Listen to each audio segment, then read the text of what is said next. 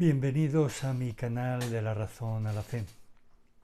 Este vídeo continúa al anterior de la Pasión de Cristo en la Semana Santa que estamos celebrando, o que acabamos de celebrar, porque no sé cuándo saldrá este vídeo, pero bueno, en cualquier caso nos habíamos quedado en el sufrimiento atroz que estaba pasando Cristo después de, recordemos, Getsemaní, la noche del Jueves Santo. Después vino la traición, el prendimiento, el juicio, por llamarlo la farsa del juicio, por llamarlo de alguna forma, la flagelación enorme y atroz, no la judía, que eran 39, 40 golpes menos uno, según la ley mosaica de los hebreos, sino la romana, que creo que no lo he dicho en mi vídeo anterior, han llegado a contar 120 golpes, 120 golpes no, 120 flagelaciones de dos soldados. Eso multiplícalo por cada flagelo tenía, pues dicen que solían tener 2 y 3 cuerdas, y cada cuerda tenía dos pesitas unidas por una barrita o por una cuerda en el extremo de la cuerda, ¿no? Que podían ser bolitas de acero con pinchos o simplemente sin pinchos, o huesecitos también, astrágalos, ¿no?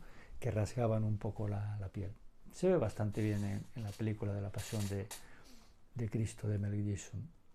En cualquier caso, a todo esto pusieron un casquete de espinas que le atravesaron el cuero cabelludo, llegaron hasta venas y arterias, y habíamos recordado que una de esas, este 3 que se ve aquí, que en la realidad, o sea, que es la realidad, era un 3, porque la sábana santa se ve al revés, como un espejo, es un negativo, la sábana santa es un negativo. Los que no creen en la sábana santa dicen que lo hizo un tío en la Edad Media, pues, no sabemos. Encima tridimensional, que tiene 3 dimensiones, pero bueno, eso ya hablaré en otro vídeo. El tema es que venía llagado, llegó llagado a la cruz, exhausto. El camino de Vía Crucis le tuvo que ayudar Simón de Cirene, y 3 horas en la mañana del Viernes Santo agonizando en la cruz. Acordaos, los clavos por aquí, 3, uno en cada mano, tocaba el nervio mediano. Para que os hagáis una idea, como ya repetí en mi vídeo anterior, si vais al dentista y os toca un nervio, veis las estrellas. Pues imaginaros, así todo el rato, durante 3 horas, con los dolores de las llagas de todo su cuerpo, con los calambres. Todo su cuerpo era un auténtico calambres, su imposibilidad de respirar. Cada vez que quería respirar se tenía que apoyar en las manos, girar las manos y apoyar en el pie. Una auténtica tortura voluntaria, porque él quiso, porque él en todo momento tenía conciencia de que es Dios, la segunda persona, no hay que olvidarlo, de la Santísima Trinidad hecho hombre, y con esa carne purísima y bendita, y esa sangre fue la que derramó, y con esa carne fue la que sufrió, y con ese alma humana que también tenía fue con la que sufrió la agonía enorme en Getsemaní, que es peor, según lo que se puede uno imaginar, que la tortura física. Si tenéis alguna duda, pues poneros este ejemplo. Una madre está contemplando cómo torturan a su hijo y no puede hacer absolutamente nada. Quien recibe el dolor físico es el hijo, pero quien recibe el dolor moral y atroz y anímico es la madre. Mucho más dolor que el que está recibiendo el hijo. Eso es innegable.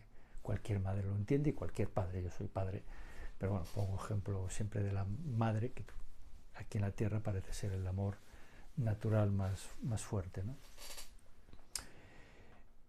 Pues llega la hora de la muerte, y los romanos tenían la misión de cerciorarse 100% de que el condenado a muerte efectivamente moría. Porque si no, quien corría a quien mataban era el soldado. Por lo tanto, normalmente lo que hacían era partirle las piernas, porque cogían un mazo y partían las piernas. Se ve también en la Pasión de Cristo como al buen ladrón y al mal ladrón se las parten. Así ya no puede respirar y mueres asfixiado. Con Cristo no.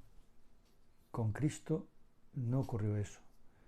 Se le dio una lanzada en el costado derecho. ¿Y por qué en el derecho? Si el corazón está en el izquierdo centrado hacia el centro, pero bueno, porque los romanos, los diestros que eran la mayoría, cogían el escudo con su mano izquierda, protegían su corazón y entonces pues tenían que apañárselas para dar lanzadas, eran unos profesionales, y llegar al corazón a través del lado derecho.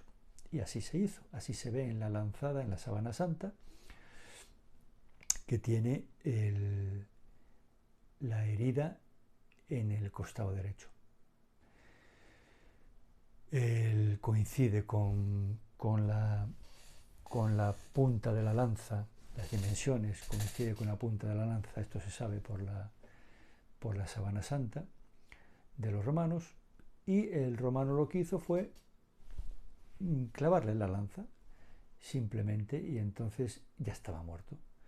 ¿Cómo se sabe que ya estaba muerto? Porque la sangre, los expertos dicen que la sangre de un hombre vivo, cuando había sangrado, la sangre que está en la sábana santa, la de la flagelación, etc., es diferente a la sangre de un hombre muerto, como ya estaba Cristo cuando le dieron la lanzada. Y en ese momento atravesó también la pleura, salió líquido pleural, que por eso San Juan dice que emanó sangre y agua, ¿no? Ese agua no era agua, era el líquido pleural que se forma, en fin, yo no soy médico, pero los que sean médicos me entienden. Estaba muerto. Por lo tanto, a los que cuando oigáis la barbaridad de que Cristo no aparece el cadáver en la tumba porque estaba vivo, lo bajaron vivo, pues tengo la tentación de decir que haga la prueba, ¿no? Primero, que sufra esa flagelación. Segundo, que se deje clavar en una cruz.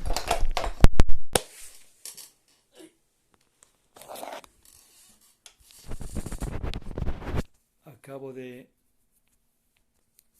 de tener un pequeño accidente y como yo no quiero, voy a seguir grabando con este accidente. Se ha caído el teléfono. Así que disculparme, creo que está bien.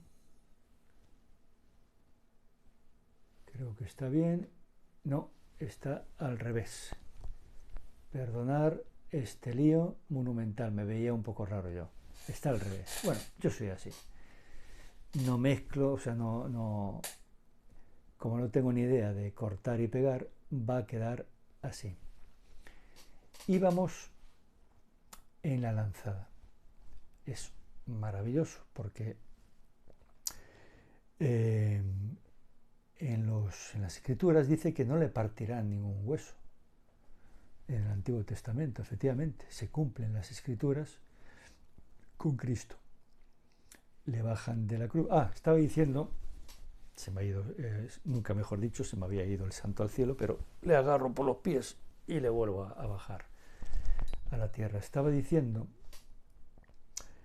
que cuando os digan que Cristo estaba vivo, cuando lo bajaron de la cruz, pues que él mismo pruebe, para probar su tesis, pues que se deje flagelar como le flagelaron a Cristo, que se deje clavar en la cruz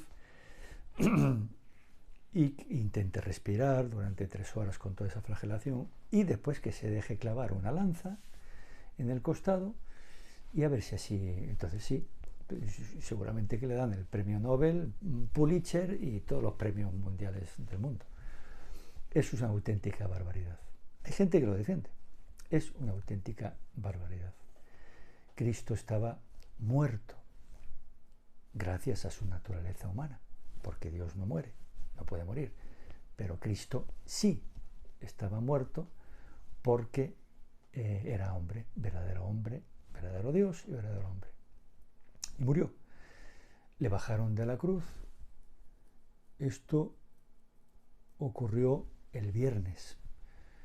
Más o menos a la hora nona murió, pues a las 3 de la tarde, creo, más o menos.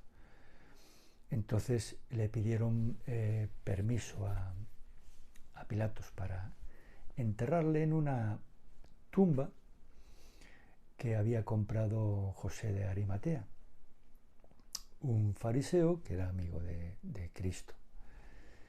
Y me imagino que San Juan, los hombres, porque aquí no hay ideología de género que valga, Cristo pesaba 80 kilos, muerto, había que bajarle la cruz, y aunque había mujeres al pie de la cruz, entre ellas su madre bendita, la Virgen María, pues los hombres tuvieron que bajarle.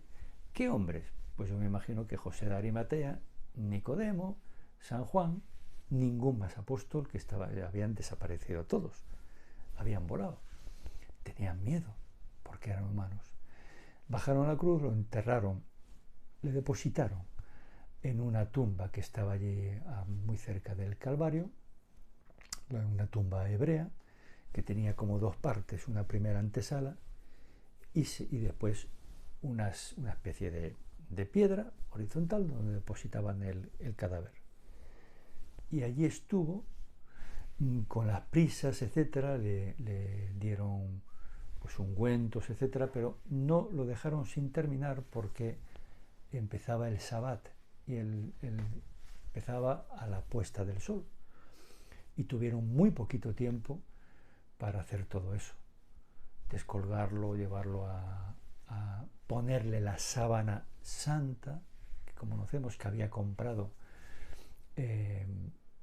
creo que José de Arimatea, de una tela de lino, y pues le depositaron allí.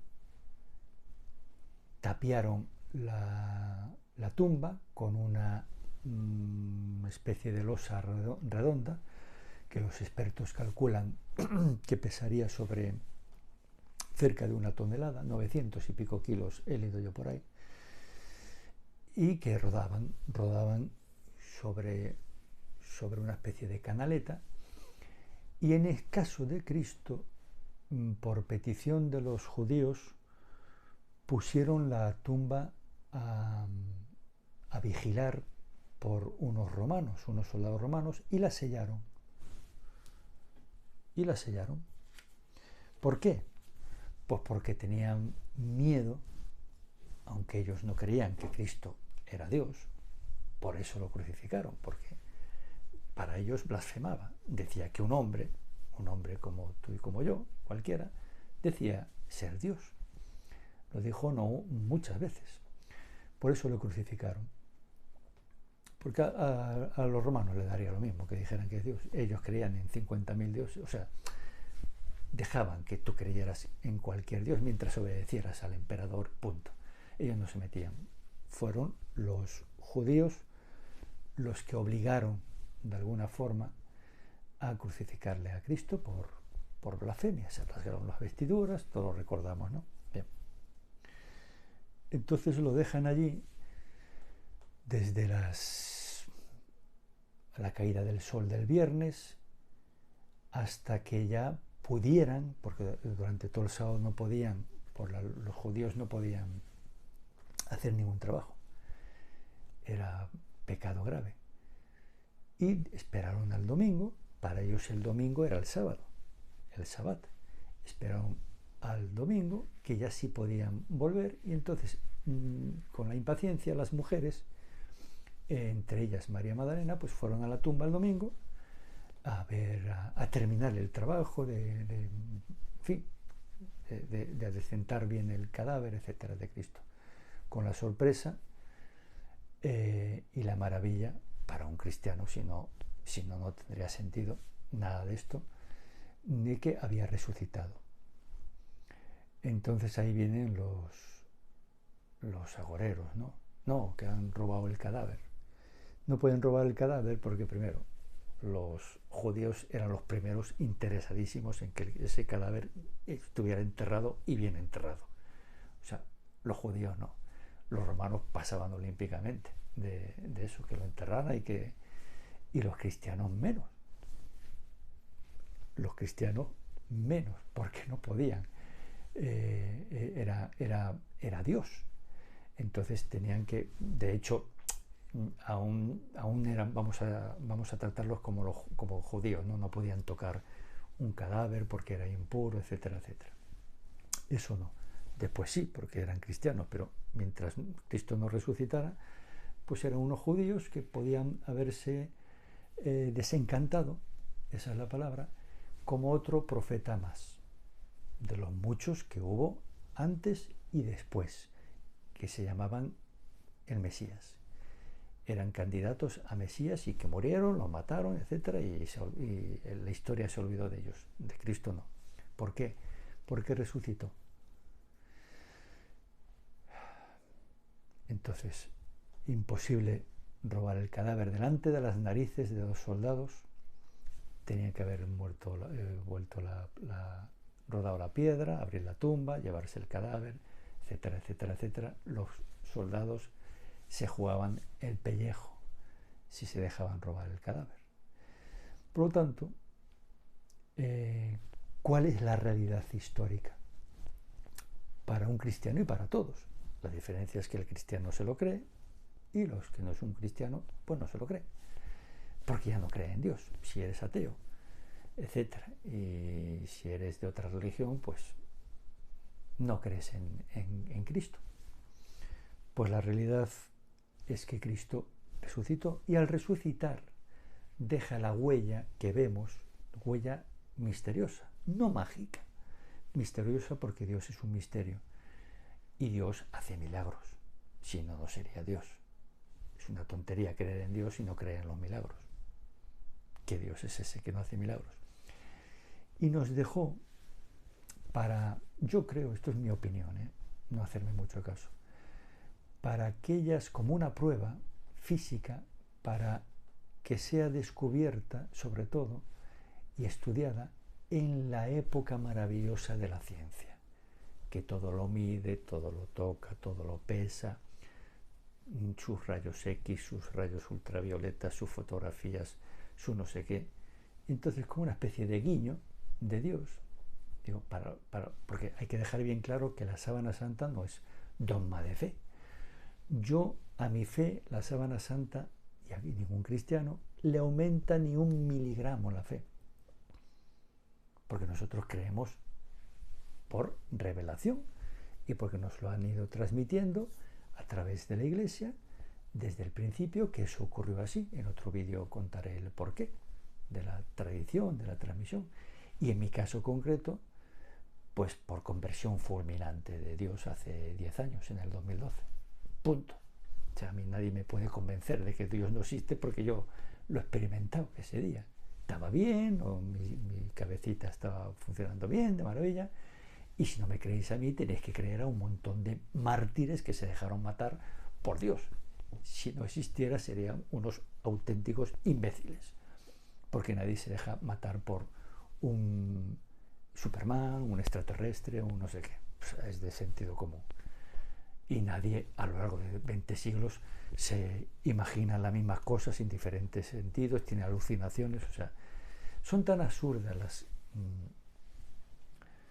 los argumentos, por llamar de alguna forma, que se inventan para no creer la pura realidad, la resurrección de Cristo, que es que da risa, si no fuera triste. Resucita y llegan las mujeres, recordamos los evangelios, después van a avisar a los apóstoles, Juan y Pedro, llegan corriendo, como Juan es más joven llega antes, pero por respeto a Pedro le deja pasar primero. ¿Y qué ocurrió ahí? ¿Qué ocurrió ahí? Pues que vieron la tumba vacía.